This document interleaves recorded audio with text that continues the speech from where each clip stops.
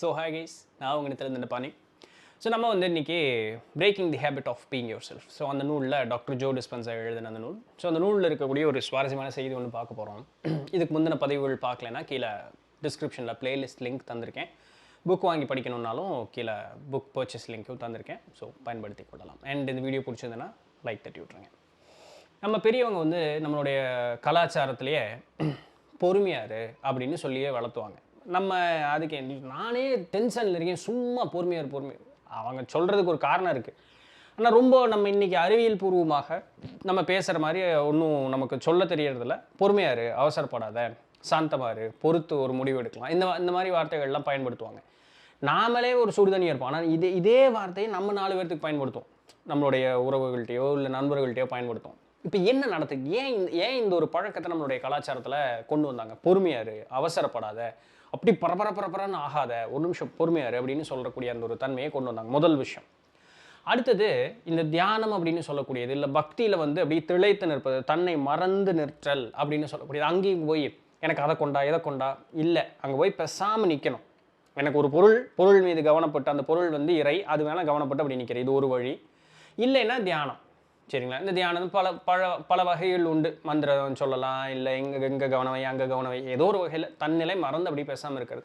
இதுபோல் இருக்கக்கூடிய பழக்கங்களை நம்மளுடைய கலாச்சாரத்தில் நம்மளுடைய பெரியவர்கள் பயங்கரமாக உள்ளே வந்து இன்கல்கேட் பண்ணி வச்சுருக்காங்க. இது நம்மளுடைய வாழ்வியலோடு சேர்ந்த ஒரு நிகழ்வு. ஏன் அப்படின்னு கேட்டால், நம்மளுடைய வாழ்வே நன்முறையில் மாற்றக்கூடியது.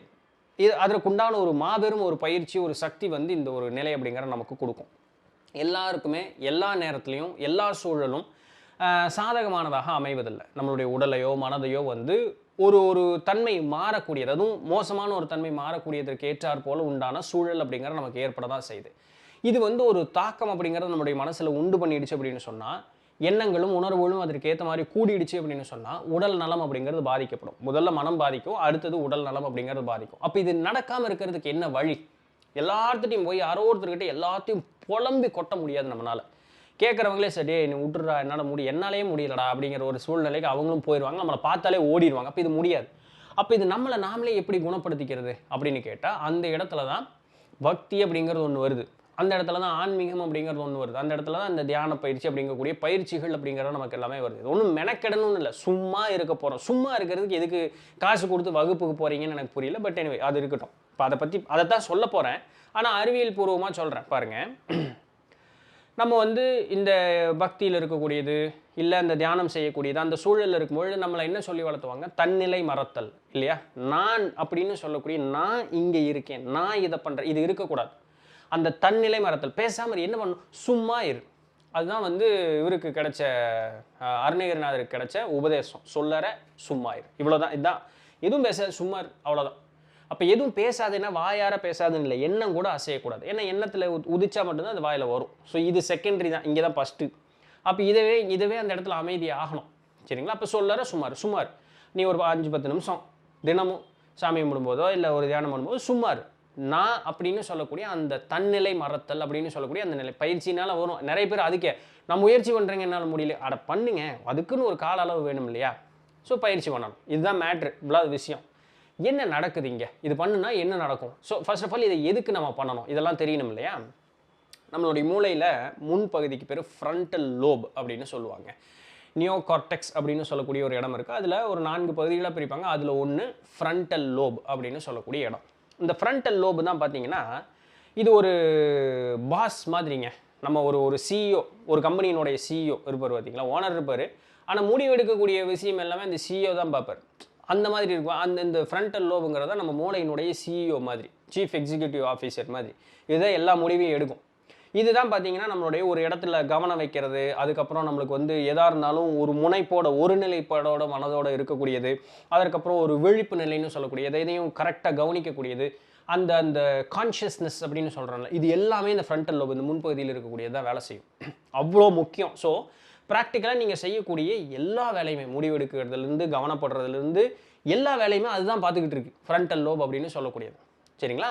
இந்த ஃப்ரண்டல் லோபு தான் என்ன பண்ணும் அப்படின்னு சொன்னால், உங்களுடைய எண்ணங்களுக்கு இடம் கொடுக்கக்கூடிய இடமாக அந்த இடத்துல இருக்குது. நீங்கள் ஒரு முக்கியமான முடிவுகள் எடுக்கணும் அப்படின்னு சொன்னாலுமே, ஏதாவது ஒரு சில உணர்வுகளையோ ஒரு செயல்பாடுகளை கட்டுப்படுத்தணும், இல்லை அந்த செயல்களை செய்யணும், அந்த மாதிரி முக்கியமான முடிவுகள் எல்லாத்துலேயுமே இந்த ஃப்ரண்டல் லோப் அப்படிங்கிறத வேலை செஞ்சுக்கிட்டு இருக்கு. இதை மனசில் வச்சுக்கங்க. பின்னாடி இதை இன்னும் டீட்டெயிலாக சொல்கிறேன், இதை மனசில் வச்சுக்கங்க. ஸோ இந்த ஃப்ரண்டல் லோப் அப்படின்னு சொல்லக்கூடிய மூளையினுடைய முன்பகுதி தான் இதர மூளையினுடைய செயல்பாடுகளுக்கு ஒரு அரசன் போல் நின்று அந்த இடத்துல வேலை செஞ்சுக்கிட்டு இருக்கு. சரிங்களா? இப்போது நம்ம முன் பதிவுகளை பார்த்துருந்தீங்க அப்படின்னு சொன்னால் தெரியும், உடல் அப்படிங்கிறது ஒரு கருவி தான். இந்த கருவி வேலை செய்ய வச்சுக்கிட்டு இருக்கிறது மனம். ஆன்மீகம் வேறு மாதிரி சொல்லணும், நம்ம அங்கே போக போகிறதில்ல. இங்கே மனசுங்கிறதோட நம்ம நின்றுக்குவோம். சரிங்களா? உடலுங்கிறது கருவி, மனம்ங்கிறது தான் இந்த இந்த செயல்படுத்தக்கூடியவன். இந்த செயல்படுத்தக்கூடிய இந்த மனம் அப்படின்னு சொல்லக்கூடியது ஒரு எண்ணத்தை உண்டு பண்ணுது அப்படின்னு வச்சுங்களேன். எண்ணம் அப்படிங்கிறது வந்து வேற, அது ஒரு சக்தியினுடைய நிலை. இந்த எண்ணங்கள் வந்து ஞாபகங்களோட சேரும், ஞாபகங்களாக மாறும். இந்த ஞாபகங்கள் வந்து ஒரு செயலாக மாறும்பொழுது அது சில உணர்வுகள் அப்படிங்கிறது ஏற்படும். உணர்வுகள் அப்படிங்கிறது என்னென்னா உடலில் ஏற்படக்கூடிய ஒரு சில ரசாயன மாறுதல்கள். இவ்வளோதான், மற்றபடி வேறு ஒன்றும் இல்லை. ஸோ இந்த ரசாயன மாறுதல்கள் வரைக்கும் வர்றதற்கு முன்னதாகவே பார்த்தோம்னா எண்ணம் அப்படிங்கிறது ஒன்று இந்த மனசு உண்டு பண்ணுதுன்னா இந்த உண்டு பண்ணக்கூடியது அப்படிங்கிறது ஒரு சக்தி நிலை. அதை வந்து பார்த்து உணர முடியாது, ஆனால் ஒரு செயலாக அது வேலை செய்யும்.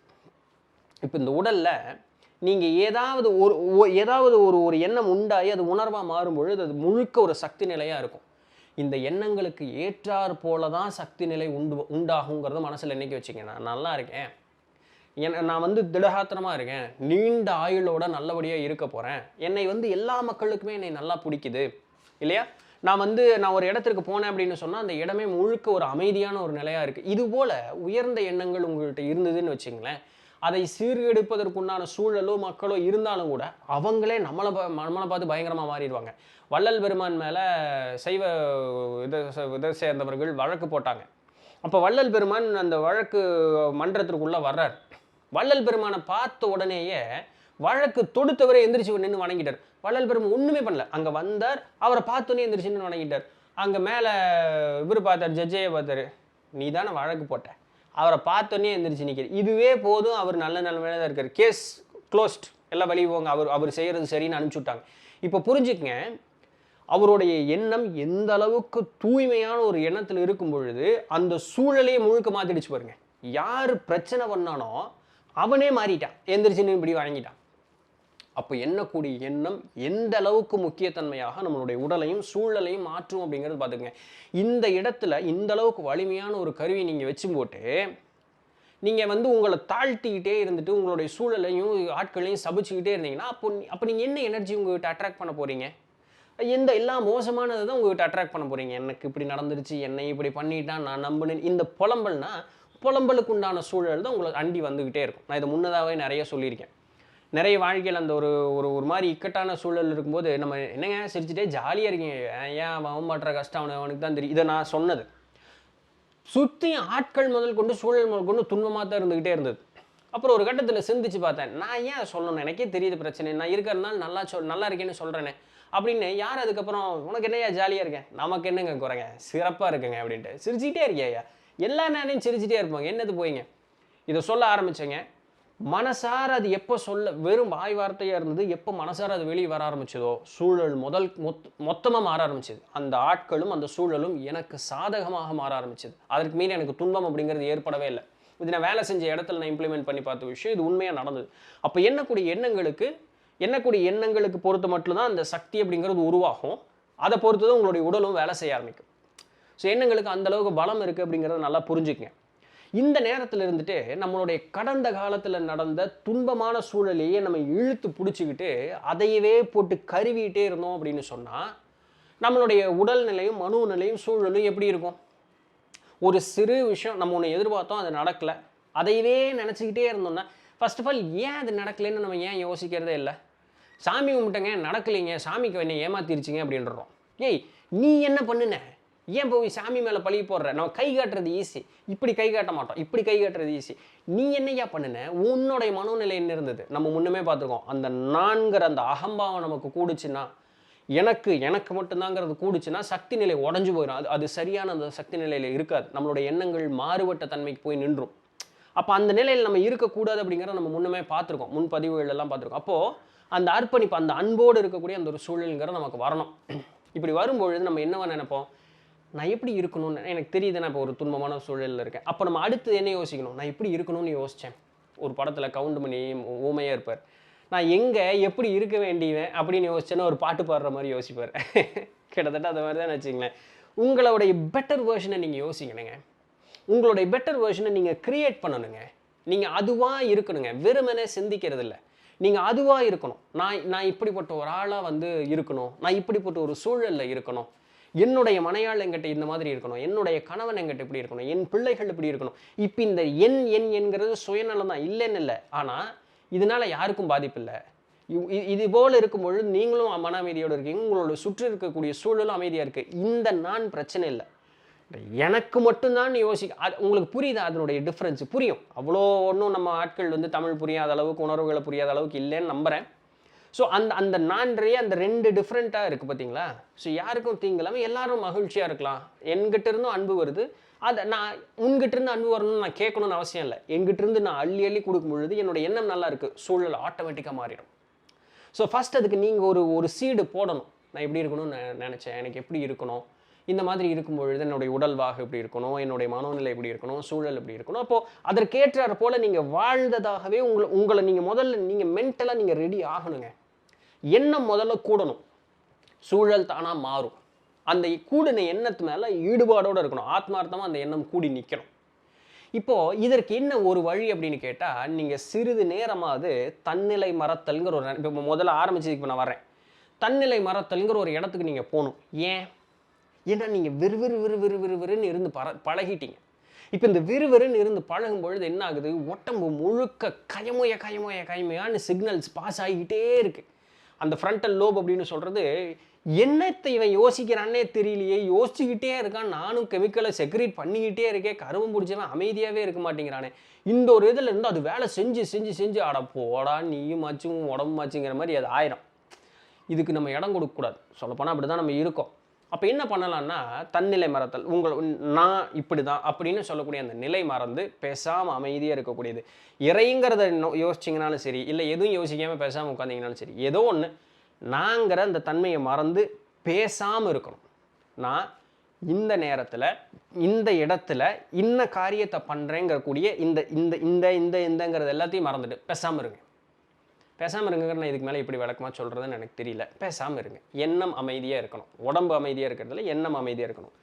இந்த பேசாமல் இருக்கும் பொழுது என்ன ஆகுது, நம்ம பெரியவங்க சொல்கிறாங்களே கொஞ்சம் அமைதியாக இரு, பேசாமல் கொஞ்சம் அமைதியாக இரு, பிறகு பேசுவோம் ராமஸ் அமைதி. என்ன ஆகுது உடலுக்குள்ளே என்ன ஆகுதுன்னா, இந்த ஃப்ரண்டல் லோப் இருக்குது பாருங்கள், அது வந்து அப்படியே டவுன் ஆகும். கசமசன்னு எல்லா சிக்னலையும் அனுப்புறது அப்படியே டவுன் ஆகும். ஃபஸ்ட்டு நம்மளுடைய சென்சரி சென்டர்ஸ்ன்னு சொல்லக்கூடிய உணர்வுகள் வந்து அப்படியே கம்மியாகும். அப்படியே அந்த கெமிக்கல் செக்ரேஷன் அப்படியே டவுன் ஆகும். ஃபஸ்ட்டு இந்த சென்சரி சென்டர்ஸ் உணர்வுகள் வந்து அதிகப்படியாக வேலை செய்கிறது அப்படிங்கிறது கம்மியாகும். அடுத்தது மோட்டார் சென்டர்ஸ், இந்த உணர்வுகளை பொறுத்து உடல் வேலை செய்கிறது அப்படிங்கிறது அதுவும் அப்படியே சாந்தப்படும். இது சாந்தப்படும் பொழுது முழுக்க அசோசியேஷன் சென்டர்ஸ், இந்த உணர்வுகளும் அதை பொறுத்து உடல் செயல்படும் பொழுது தான் நான்கிற தன்மை கூடும். இது 3ஆவதும் கம்மியாகும். இந்த 3 அமைதியாகிடுச்சுன்னு வச்சுங்களேன், நீங்கள் எப்படி இருப்பீங்கன்னு சொல்லி பாருங்களேன். நீங்கள் என்ன நிலைமையில் இருப்பீங்க? இது 3 கம்மியாகிடுச்சு, நீங்கள் எப்படி இருப்பீங்க? உங்களால் விளக்கி சொல்லவே முடியாது. பேசாமல் இருப்பீங்க. உங்களுக்கு ஒரு அசையும் வராது. நீங்கள் பேசாமல் உங்களை நான் இப்படி தான் உங்களுக்கு விளக்கி சொல்கிறதுக்கு அந்த இடத்துல இடமே இல்லை. நீங்கள் அமைதியாக இருக்கீங்களே. அமைதியாக இருக்கவங்ககிட்ட போய் ஏதாவது பேசினா அவன் என்ன பேசுவான், அப்படி பேசாமல் இருக்கான்ருப்பான். அவன்கிட்ட ஒரு ரியாக்ஷனுமே இருக்காது. அவன் ஆனந்தமான ஒரு சூழல் இருப்பான். இப்போ இந்த ஆனந்தமான ஒரு சூழலை முதல்ல நம்ம உண்டு பண்ணிக்கணும். சரிங்களா? ஆனந்தமான ஒரு சூழலை உண்டு பண்ணிவிட்டு பிறகு உங்களுடைய ஆழ் மனசுலேருந்து நீங்கள் வெளியே கொண்டு வரணும். உங்களுக்கு என்ன வேணும், நீங்கள் என்ன இருக்கணும், உங்களுடைய நான் எப்படி இருக்கணும், உங்களுடைய பெட்டர் வேர்ஷன் நீங்கள் வந்து அப்படியே கொண்டு வரணும். உங்களுக்குள்ளே நீங்கள் அப்படியே கொண்டு வரணும். இப்போ என்ன ஆகுனா, கடந்த காலத்தினுடைய நிகழ்வுகள் அப்படியே நீ இருக்கியா, உன்னால் எனக்கு பிரச்சனை, நீ அப்படி ஓரத்தில் இரு, சொல்லப்போனால் நீ என்னை விட்டு போனேன்னாலும் பரவாயில்ல போ, நீ எனக்கு புரியுது, நீ வந்து எனக்கு ஞாபகத்தோடு இருக்கே, ஆனால் உன்னால் எனக்கு வரக்கூடிய துன்பங்களை நான் இனிமேல் சிந்திக்கிறதாக இல்லை, நீ விட்டுரு. நான் ஃபஸ்ட்டு என்னை ஆஸ்வாசப்படுத்திட்டேன். அப்போ அவங்ககிட்டருந்து வரக்கூடிய அந்த கெமிக்கல்ஸ் எல்லாம் டவுன் ஆகிடுச்சு. இப்போ எதுவுமே இல்லை, நான் பேசாமல் இருக்கேன். இப்போ என்னுடைய பெட்டர் வேர்ஷனை நான் சிந்திக்கிறேன். இப்போ என்னுடைய பெட்டர் வேர்ஷனை சிந்திக்கும் போது இந்த இடத்துல எனக்கு என்ன ஆகுது அப்படின்னு சொல்லும்பொழுது, உங்களுடைய பழைய விஷயத்தை எல்லாத்தையுமே விட்டுட்டீங்க. அந்த ஸ்ட்ரெஸ் ஹார்மோன் உங்களை விட்டு எல்லாம் போயிடுச்சு. நீங்கள் சும்மா இருக்கீங்க அப்படியே. ஆனால் சக்தி கூடுனது தானே. துன்பம் அப்படிங்கிறது ஒன்று கூட்டுறதுக்கு ஒன்று ஒரு சக்தி உண்டாயிருக்கும்ல. அந்த எண்ணங்கள் வந்தது, எண்ணங்கள் சக்தி ரூபம் தான். இந்த சக்தி ரூபம் உடலில் கூடுனது என்னாச்சு? எங்கேயாவது போகணும் இல்லை, அது எங்கே போகும்? இப்படி புஷ்ஷுன்னு போயிருமா? காற்று போன பலூன் மாதிரி ஆயிடுமா? இல்லை, அது எங்கே போகும்னு சொல்கிறாரு பாருங்க, அப்படியே உடல்லேருந்து மேலே ஏறுங்கிறாங்க. ஏன்னா நம்மளுடைய இந்த இருதயத்துக்கு கீழே மூலாதாரம், சுவாதிஷ்டானம், மணிப்பூரகம், இது 3 தான் வந்து இந்த உலக பந்தங்களோட பிணைக்கக்கூடியது. அப்போ இது கீழே தான் சுற்றிக்கிட்டு இருக்கும் அந்த எனர்ஜி பூரா. இப்போ இந்த கீழே இருக்க நீங்கள் அமைதி ஆயிட்டீங்க, இந்த கீழே இருக்கக்கூடிய சக்தி அப்படியே மேலே எழும்பும் பொழுது அது வரக்கூடிய முதல் இடம் எங்கன்னா இருதய பகுதி தான். இந்த இருதயம் அப்படின்னு சொல்லக்கூடியது மனம் தங்கக்கூடிய 2வது இடம். சரிங்களா? மனம் தங்கக்கூடிய 2வது இடம். இந்த இடத்துல வரும் பொழுது, ஏன்னா மூளை வந்து அது ஒரு வண்டி போல பயன்படுத்திக்கிட்டு இருக்கும் மனம். இருதயத்தில் தங்கக்கூடிய இடம் வந்து உணர்வுகளோடு கூடிய அந்த மனம் அப்படிங்கிறது வந்து இருதயத்தை பயன்படுத்தும். இப்போது இந்த கீழ்நிலையில் வந்து அந்த நம்மளை வெறுன்னு பண்ணின உணர்வுகளை வந்து நம்ம நீக்கும் பொழுது அந்த சக்தி மட்டும்தான் இருக்கும். அந்த சக்தி இப்படி மேலே கூடும். குண்டலினியின் சக்தி வேறு ஒன்றும் இல்லை. இதான் அந்த சக்தி அப்படியே மேலே வரும், வந்து அந்த இருதய பகுதிக்கு சேரும். இப்போ அது என்னவா உருமாறும்? இதுக்கு பேர் டிரான்ஸ்மியூட் அப்படின்னு சொல்லுவாங்க. டிரான்ஸ்மியூட்டேஷன், தன்னிலை மாறுதல் அப்படின்னு அர்த்தம். ஒரு நிலையிலிருந்து அடுத்த நிலை மாறுதல் அர்த்தம். ஏன்? ஒரு அமைதியாக இருக்கிறதுனால நமக்கு எவ்வளவு நிகழ்வு நடக்குதுன்னு மட்டும் பாருங்கள். இப்போ இந்த கீழிருந்து வரக்கூடிய சக்தி இருதய பகுதிக்கு வரும். இது வந்து ஒரு தன்னுடைய நிலை மாறும். இந்த இடம் வரும்பொழுது அந்த நிலையில் அவன் எப்படி இருப்பான் அப்படின்னு சொன்னால், அவன் ஆனந்தமயமான ஒரு நிலையில் இருப்பான். தாம் விரிவடைந்த ஒரு நிலையில் அவன் வந்து இருப்பான். இதுதான் உண்மை. இதுதான் பெரியவர்கள் சொல்லக்கூடியது. அப்படியே அப்படின்னு இருப்பான். அது அந்த பாவை எப்படி உங்களால் எக்ஸ்பிளைன் பண்ண முடியும்? அது அவங்களுக்கு தான் உணர்ந்தால் தான் முடியும். இதுக்கு நீங்கள் முதல்ல தன்னிலை மறந்து பேசாமல் அமைதியாக உட்காரணும். அந்த எமோஷ்னல் பாண்டேஜ், உங்களை வந்து உணர்வுகள்னால உங்களை நீங்களே பின்னி பிணைக்க வச்சுருக்கீங்களா, அதிலிருந்து உங்களை முதல்ல நீங்கள் விடுவிக்கணும். அதுக்கு நீங்கள் தன்னிலை மறந்து பேசாமல் உட்காரணும். எவ்வளோ நேரம் பண்ணணும் ஜாமீன்னு கேட்டுறாதீங்க. உங்களுக்கு தேவைப்படக்கூடிய நேரம் அளவுக்கு பண்ணுங்க. எவ்வளவு நாள் பண்ணணும்னு கேட்காதீங்க. இது தொடர்ந்து பண்ணுறது நல்லது. சரிதானே? சரி, இந்த ஒரு நிலை வரும்பொழுது இந்த ஃப்ரண்டல் லோப் அப்படிங்கிறது பார்த்தீங்க அப்படின்னு சொன்னால் அப்படியே ரிலாக்ஸ்டாக இருக்கும். அப்படியே ரிலாக்ஸ்டாக இருக்கும்போது அந்த சக்தி எல்லாம் இருதயத்தில் வந்து கூடும். அப்படியே இருப்பான். அவனுக்கு அதுக்கு மீறி பேசாமல் எந்த உணர்வு இருக்கும். ஆனால் அதுக்கப்புறம் திருப்பி பழைய சூழலுக்கு போய் பழைய ஞாபகத்தை திருப்பி அவன் இழுத்துறக்கூடாது. ஆரம்ப கால பயிற்சியெல்லாம் அந்த மாதிரி நடப்பது உண்டு. ஆனால் அதுலேருந்து நம்ம மீண்டு நம்மளை வெளியே கொண்டு வந்து இந்த ஆனந்த சூழ்நிலைக்கு நம்ம பழகணும். அப்போ என்ன வேணும்? நம்மகிட்ட இருந்து அன்பு மட்டும்தான் வெளியே வரும். எப்பவுமே அந்த வள்ளலாருடைய இது ஞாபகம் வச்சுங்க. இந்த கோர்ட்டு சீனை எப்பவுமே ஞாபகம் வச்சுங்க. படத்தில் போட்டு பார்த்தீங்கன்னா அந்த கோர்ட்டு சீன் வரும். அப்போது நம்மளுடைய மனோநிலை தூய்மையான மனோநிலையாக அமைதியாக இருந்தது அப்படின்னு சொன்னால் சூழல் ஆட்டோமேட்டிக்காக அதுக்கேற்ற மாதிரி மாறிட போகுது. இந்த இடத்துலேருந்து நான் இப்படி இருக்கணும்னு நீங்கள் சிந்திக்கக்கூடிய சிந்தனை வேலை செய்யாதுன்னு நினைக்கிறீங்களா என்ன? கண்டிப்பாக வேலை செய்யும். உங்களுடைய உடல் மாறும், முதல்ல மனம் மாறிடுச்சு. மனம் மாறுன்னு சொல்கிறதுக்கு முதல்ல மனம் தான் மாறணும். அதற்கேற்ற மாதிரி உடல் மாறிச்சு, உங்களுடைய செயல் மாறிச்சு, உங்களுடைய சூழல் மாறிச்சு, உங்களை சுற்றி இருக்கக்கூடிய ஆட்கள் வந்து உங்கள்கிட்ட அணுகக்கூடிய விதம் மாறிச்சு. என்னங்க வேணும் உங்களுடைய வாழ்க்கையில் உங்களுக்கு? அதுக்கு மீறி ஒரே ஒரு சிம்பிளான தினமும் தன்னிலை மறத்தல், அந்த அமைதியாக இருக்கக்கூடிய அந்த இதை பயிற்சி பண்ணிங்கன்னா போதும். அங்கே கவனி இங்கே கவனி எல்லாம் இல்லை, சும்மா உட்காருங்க, சொல்லற சும்மா இரு, அவ்வளோதான். இதை பயிற்சி பண்ணுங்க. உங்களுடைய வாழ்வியலே வந்து எப்படி மாறுதுன்னு மட்டும் பாருங்களேன். ஒரு வெள்ளைக்காரர் எழுதியிருக்காருங்க, நம்மளுடைய கலாச்சாரத்தில் நமக்கு பெரியவங்க நம்ம வாழ்வியலோடு ஒன்றி கொடுத்த ஒரு விஷயம். அறிவியலெல்லாம் பெருசாக இப்படி பண்ணியா நல்லது நடக்கும் சொன்னாங்க. ஆனால் நம்ம கேட்கறதில்ல. இன்றைக்கி எத்தனையோ பேர் வந்து நம்மளுடைய கலாச்சாரத்தை சீர்கெட்ட ஒரு கலாச்சாரம், ஒன்றுத்துக்காகாத காட்டு மிராண்டித்தனம்னு சொல்கிறாங்க. இந்த பாருங்க வெள்ளைக்காரர் எழுதுறாரு. இதே இப்போ நம்ம இவ்வளோ நேரம் ஒன்று வெள்ளைக்காரர் சொன்னதையும் நம்ம கலாச்சாரம் சொன்னதையும் ஒன்றாத்தானே பார்த்துக்கிட்டே வந்துட்டுருக்கோம். அவர் சொல்கிறது தான். புத்தகம் வாங்கி படிங்க, நான் சொல்கிறது உண்மையாக பொய்யான்னு தெரியும் உங்களுக்கு. நான் பொய் சொல்ல. ஸோ அதனால் சும்மா இருங்க. உடலும் வாழ்வும் மாறியே தீரும் நன்முறையில். Right? So always think a better version of yourself. உங்களை வந்து நீங்கள் என்றைக்குமே நல்ல ஒரு இடத்துல வச்சு தான் நீங்கள் பார்க்கணும். சூழல் எப்படி இருந்தாலும் சரி, நம்ம மாறிடும், நல்லா தான் இருக்க போகிறோம், நல்லா இருக்கோன்னு சொல்லுங்கள். இருக்க போகிறோன்னு கூட சொல்ல வேண்டாம், நான் நல்லா இருக்கேன். அதை வளர்த்திங்க. அதை ஆத்மார்த்தமாக வர ஆரம்பிக்கும் போது சூழல் கண்டிப்பாக மாறும். ஸோ இதுதான் இன்றைக்கு உண்டான பதிவு. பிடிச்சிருந்துருக்கும், இன்ஃபர்மேட்டிவாக இருந்திருக்கும் அப்படின்னு நம்புகிறேன். அடுத்த பதிவில் பார்த்தீங்க அப்படின்னு சொன்னால் நம்மளுடைய மூளையை 3 பகுதிகளாக பிரித்து இன்னும் டீட்டெயில்டாக வந்து சொல்ல போகிறார். அது இன்னும் சூப்பராக இருக்கும். அதுக்கப்புறம் ஒரு வகையான தியான முறை அப்படிங்கிறலாம் வரும். பின்னாடி வரக்கூடிய பதிவுகள் நல்ல ஒரு இதில் இருக்கும். தொடர்ந்து பார்த்துட்டே வாங்க. அடுத்த பதிவில் சந்திப்போம். அண்ட் நாளைக்கு வேறு ஏதாவது ஒரு சுவாரஸ்யமான செய்திலையும் சந்திப்போம். அதுவரையும் தொடர்ந்து இணைந்திருங்கள். நான் உங்களிடத்தில் நன்றி.